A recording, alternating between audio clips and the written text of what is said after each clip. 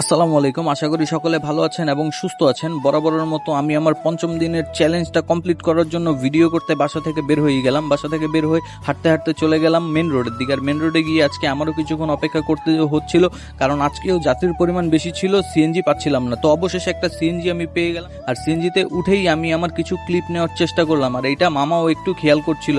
তারপরে আমি আশেপাশের ভিডিওটা একটু আপনাদেরকে দেখানোর চেষ্টা করি। আর আজকে কিন্তু বসিলা ব্রিজের এপারে চেকপোস্ট বসছে, কিন্তু তখন তারা একটু নাস্তা খাইতে গেছিল। তো তারপরে আমি চলে আসলাম মোহাম্মদপুর। আর মোহাম্মদপুরে সেই একটা অটো নিয়ে নিলাম। আর দেখতে পাচ্ছেন যে আজকে রাস্তায় আশেপাশে মোটামুটি ভালোই গাড়ি আছে। তো এই সুযোগে আমিও আজকের ওয়েদারটা একটু ফিল করতেছিলাম, কারণ আজকের ওয়েদারটা ছিল অসাধারণ।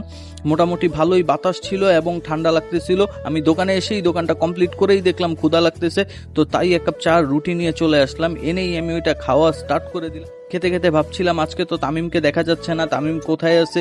ওকে তো লাগবে, কারণ ও টুকটাক আমার কিছু ক্লিপ ভিডিও করার জন্য সাহায্য করে। আর ও ছাড়া তো কোনোভাবে জমেই না, কারণ সারাদিন ওর সঙ্গে একটু ফাজলামো করি, একটু মজা নেই। আর ও এটাতে একটু রাগ হয়, কিন্তু তারপরে আবার ঠিক হয়ে যায়।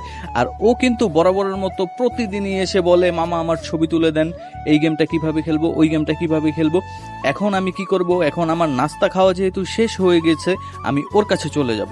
আর অবশেষে আমরা কিন্তু ঠিকই তামিমের দেখা পেয়ে গেলাম এবং শামসুর দেখাও পেয়ে গেলাম। তামিম আর শামসু দুজনে দেখতেছিলাম একটু দুষ্টমি করতেছিল, আর আমাকে দেখেই বললো, মামা ওরে মারি, ও আমার ভাত দিতে দেরি করে, কি করব মামা? ওর মামা আবার ওরে বলতেছে ওরা এরকম প্রতিদিনই দুষ্টুমি করে, একজন আরেকজনকে মারতে বলে। এই দুষ্টুমি ফাজলামি দেখতে দেখতেই কখন যে দুপুর হয়ে গেছে, লাঞ্চের সময় ঠিক বলতেই পারি না। তো আর দেরি না করে ভাতের বাটিটা খুলেই বসে পড়লাম খাওয়ার জন্য। আর আজকে বাসা থেকে দেখলাম দিয়েছিল সাদা ভাত, ডাল আর শুটকি ভুনা আর হচ্ছে ডিম ভাজা।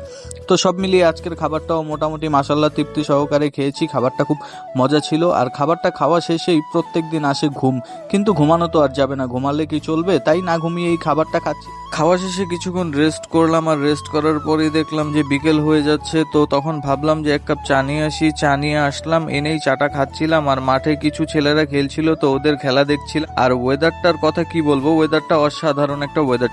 দেখতে দেখতে সন্ধ্যা পার হয়ে গেল, এরই মাঝে বেচা কেনার অবস্থাও খুব খারাপ, তাই আর ভালো লাগতেছিল না। তাই বাইরে একটু হাঁটাহাঁটি করতেছিলাম। আর ক্ষুধাও মোটামুটি পেয়েছে, বিকালে একটা নাস্তা করা যাক ভাবতেছি। ক্ষুধা লাগলে আমার আবার মাথা ঠিক থাকে না, তাই আমার ক্ষুধা যেহেতু লেগেছে এখন তো কিছু খেতেই হবে। আর বিকালের নাস্তা যেহেতু করি নেই, তো সরাসরি চলে গেলাম হোটেলে গিয়েই দেখলাম যে গরম গরম লোভনীয় পুরি ভাজতেছে। আমি আর দেরি না করে কি করলাম, পুরি নিলাম, নিয়েই দোকানের দিকে চলে আসলাম। দোকানে এসেই পুরির প্যাকেটটা খুলেই আমি ওটা খাওয়া শুরু করলাম। আর খেতে খেতে ভাবছি আজকের মতো ভিডিওটা এই পর্যন্তই থাকবে। আশা করি সকলে ভালো থাকবেন, সুস্থ থাকবেন। আসসালামু আলাইকুম। আর আমাকে সাপোর্ট করে যাবেন, যেন পরবর্তীতে নতুন নতুন ভিডিও নিয়ে আপনাদের মাঝে হাজির হতে পারি।